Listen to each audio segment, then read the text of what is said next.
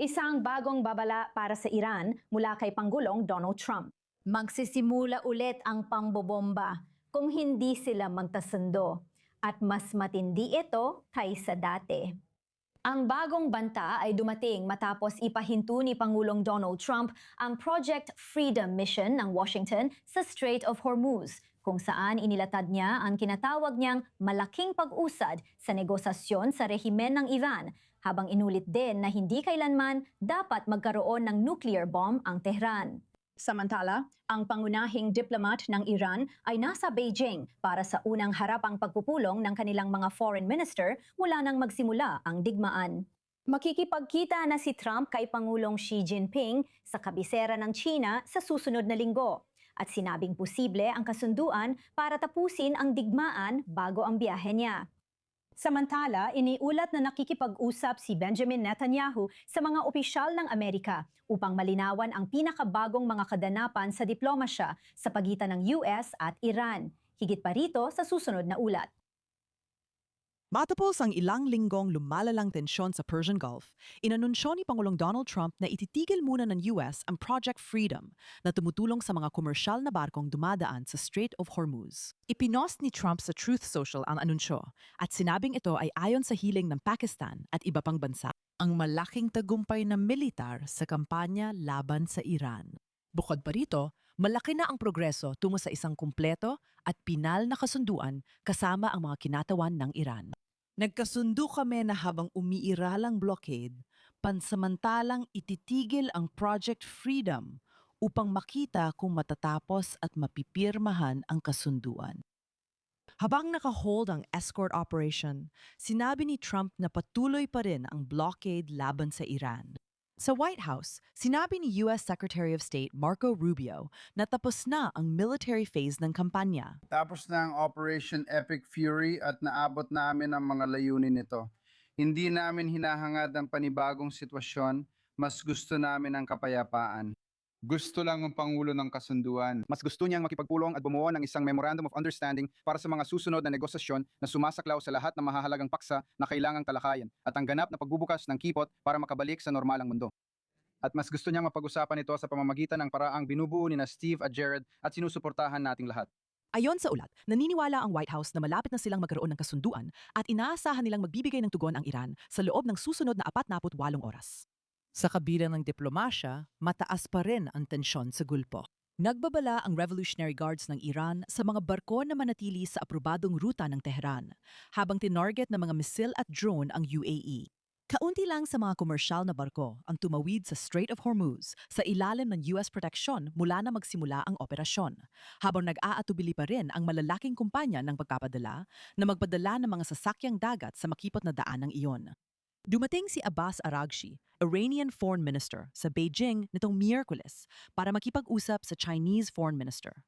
Ito ang unang bisita niya sa China mula nang magsimula ang digmaan. Nananawagan ng China, malapit na kaekonomiyang katuwang ng Iran, ng tigil putukan at panibagong negosasyon, habang umaasa ang Washington na gamitin ng Beijing ang impluensya nito para himukin ang Tehran na paluwagin ang kontrol sa mahalagang daanan ng barko. Ayon sa Administrasyong Trump, mas nais nila ang diplomasya kaysa dagdag na aksyong militar.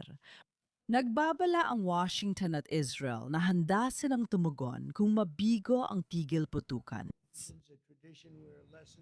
Para sa pinakabagong balita, live tayong kasama si Senior US Correspondent Mike Wagenheim sa Washington. Magandang makita ka, Mike. Hindi madaling makasabay sa samut-saring mensahe mula sa Washington.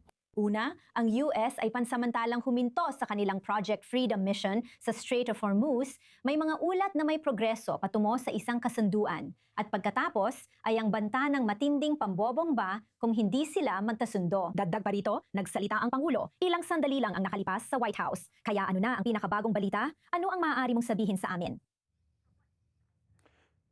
Tinitinan ko lang ang mga sinabi niya habang papasok tayo sa ere. Wala namang tumatak o namukutang. Kakapasalita lang niya sa isang event na inorganisa ni Melania Trump para sa Mothers of Soldiers. Walang mahalagang lumabas sa maikling pahayag niya ukol sa Iran, kaya mananatili tayo sa mga impormasyong meron. Oo, magkahalong mensahe. At iyan ang naging bahagi ng lahat ng nakita natin sa buong takbo ng digmaan. At minsan, alam mo, habang tumatagal ang digmaan, mas nagiging mahalaga itong maintindihan. Sa palagay ko, may intensyon din minsan sa likod ng magkahalong mensahe. Nagustuhan ni Pangulong Trump na gawing malinaw na bukas ang pinto para sa diplomasya. At madalas lumalabas ang pagiging negosyante niya. Oy, malapit na tayong magkasundo. Lahat ay sang-ayon. Parang pampalakas loob din, pero kapag di ka pumirma, pupugutan ka namin ng ulo. Minsan mahirap pansamahin ang dalawang bagay na yon, pero taktika niya yon sa negosasyon. Ganon siya sa ganitong sitwasyon. Kaya naman kung tutuusin, may halong hindi pagkakatugma talaga ron, sa totoo lang. Pero habang mas sinusuri mo ang mga dati niyang ginagawa, mas nagkakaroon ng saysay ang mga yon sa panahong yon. Kaya yan din ang nakikita natin dito ngayon. Mga komento ito sa kanyang Truth Social post kanina. Binanggit niya na ito ay isang malaking palagay pa rin kung papayag ang Iran sa kasunduang ito ayon sa kanya. Kaya nagdadagdag din siya ng kaunting realidad doon, pero inilalabas din niya ang pahayag na, alam mo, kung hindi sila makipag-usap dito at tapusin ang kasunduang ito, alam na nila kung ano ang mangyayari. Dalawa ang problema dito. Una, sa totoo lang, higit pa ito sa dalawa. Sino ba talaga ang kausap natin? Tayong mga Amerikano. Simula't simula, yan na ang problema, hindi ba? Sabi ni Pangulong Trump, watak-watak ang pamunuan ng Iran at di mo alam kung sino ang namumuno. Walang pagkakaisa, sino ang pwedeng pumirma ng kasunduan? Ano na nagbago? Anong nagbago nitong mga nakaraang araw? Anong nagbago nitong nakaraang linggo? Walang palatandaan na biglang nagkaisa o may isang leader na lumitaw para punan ang kakulangan. Dahil dito, hindi klaro kung sino ang may tunay na kapangyarihan o autoridad. Ang pangalawang punto dito ay kapag pinag-uusapan mo ang mga Iranian ay nasa sitwasyon na hindi nila kayang mapahiya. Hindi nila kayang magbigay ng isang bagay nang walang kapalit o magbigay ng isang bagay kapalit nang napakaliit lang. Mukhang halos na susukol na sila. Sa loob ng bansa, ang hinihingi nila ay lampas na sa kaya ni Pangulong Trump na gawin sa loob ng Amerika, na magbigay ng malaking pera at i-unfreeze ang assets tulad ng ginawa ni Pangulong Obama na laging kinokondena ni Pangulong Trump. At pagkatapos ng digmaang ito, na walang maging resulta, kundi ang pagbubukas ng kipot ng Hormuz na ganun din naman bago ang digmaan. Kailangan niyang makuha ang isang bagay. At kung ano ang kailangan niya, at kung ano ang kailangan ng mga Iranian, masyado pa rin silang nagbabanggaan. Tila napakaraming balakid pa ang nasa unahan. Maghihintay tayo kung paano ito magaganap. Live mula Washington, maraming salamat, Senior U.S. Correspondent Mike Wagenheim. Ngayon, may mga magkakasalungat na ulat dito sa Israel tungkol sa kung gaano nga ba talaga naipaalam sa Jerusalem ang mga plano ng Amerika na makipagkasundo sa Iran. Nagsalita si Punong Ministro Benjamin Netanyahu sa isang pagpupulong ng gabinete kanina at sinabi niyang siya at si Pangulong Donald Trump ay palaging nagkakausap. Pakinggan natin. אנחנו מקיימים קשר רציף עם ידידינו בארצות הברית. Patuloy kaming nakikipag-ugnayan sa mga kaibigan sa Estados Unidos. Halos araw-araw kaming nakakausap ni Pangulong Trump at araw-araw ding nag-uusap ang mga tauhan ko at ang mga tauhan niya kasama na ngayong araw. Makikipag-usap din ako kay Pangulong Trump mamaya. Ganap ang koordinasyon namin, walang sorpresa at pareho ang layunin. Ang pangunahing layunin ay alisin lahat ng enriched na material mula sa Iran at buwagin ang kanilang kakayahan sa enrichment. Naniniwala si Pangulong Trump na makakamit niya ito sa kahit anong paraan. Handa kami sa lahat ng sitwasyon. Ito ang utos ko sa IDF at mga puwersang panseguridad.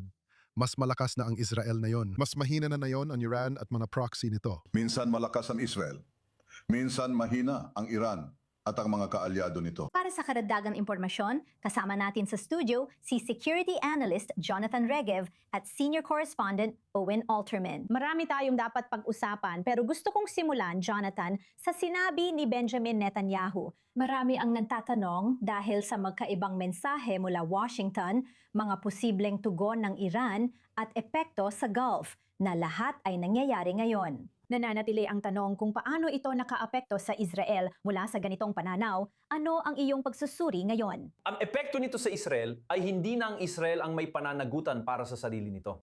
Mukhang sa ibang lugar na ginagawa ang mga desisyon. Malaki ang epekto nito sa Israel. Nandito kami sa studio 48 oras na ang nakalipas, naghahanda para sa digmaan.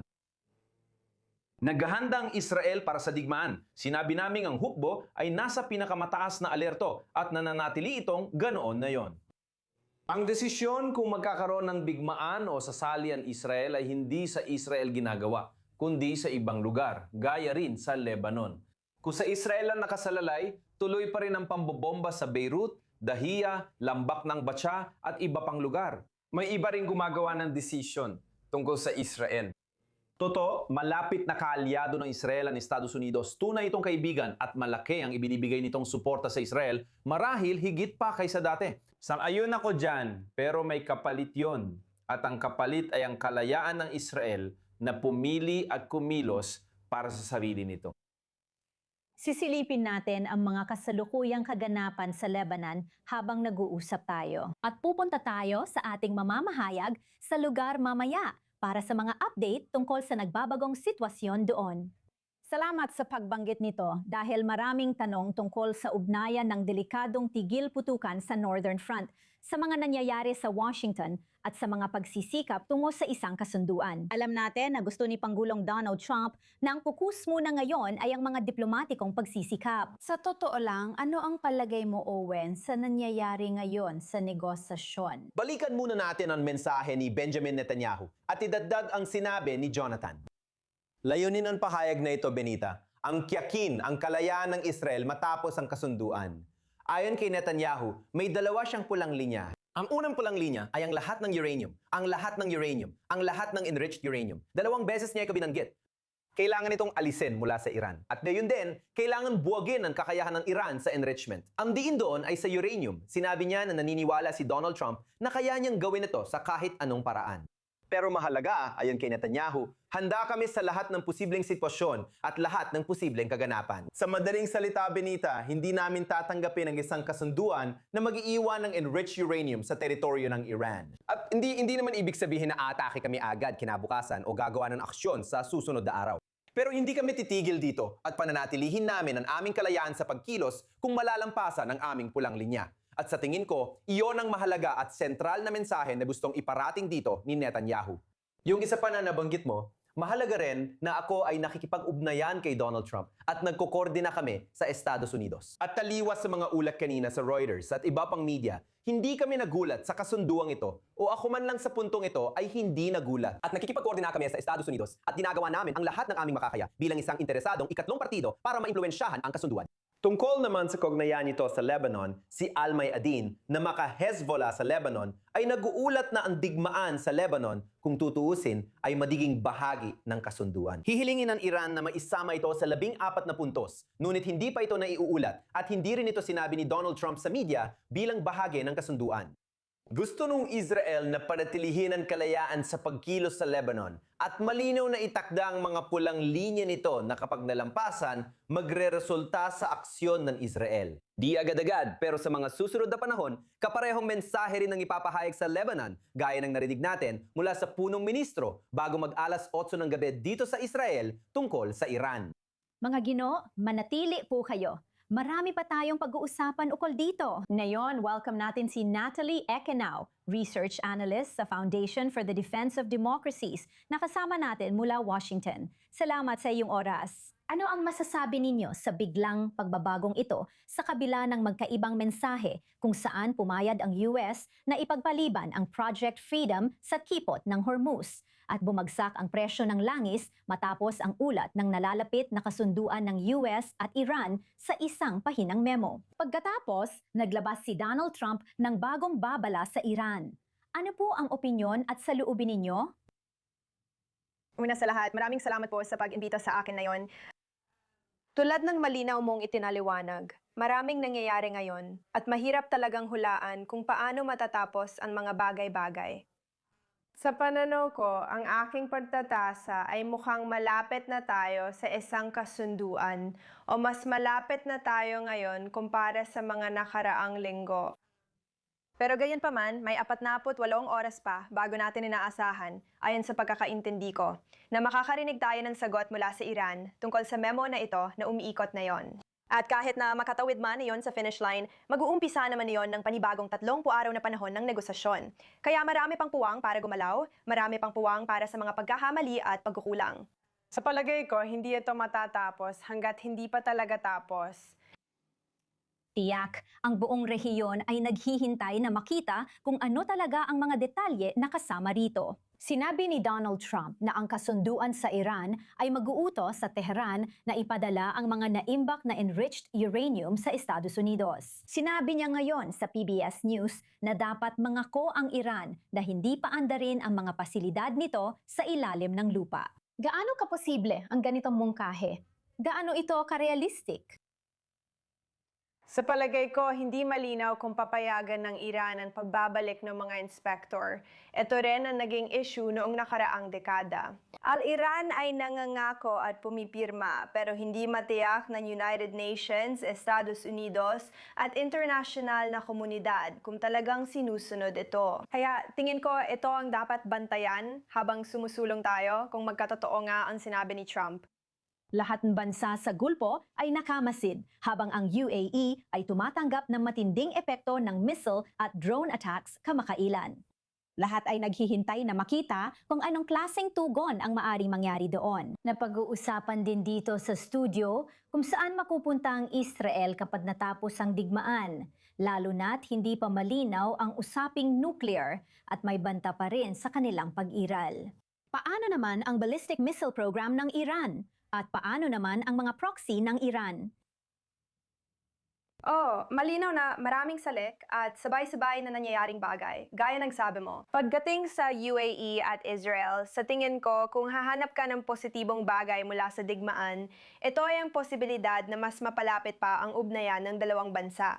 At iyon ay isang positibong bagay na maaring lumabas mula sa sigalot. Pagdating naman sa mga proxy at missile, tiyak na mga bagay yon na kailangang ayusin sa mesa ng negosasyon. At hindi ko na susubok ang hulaan kung anong mangyayari doon. Kaya nang sabi ko, nagkaroon na dati ng mga pag-uusap na halos magtagumpay, pero nauwi rin sa wala at paulit-ulit itong nangyayari. Mahirap talagang masabi kung may matutuloy talaga sa pagkakataong ito. Talagang maraming pagkakataon na nagkaroon ng kaunting pag-asa pero nauwi rin sa pagkadismaya. Mulay, napapaisip tayo sa mga estratehiyang ginagamit ng lahat ng panig. Live mula sa Washington, maraming salamat kay Natalie Ekenau. Maraming salamat sa oras mo.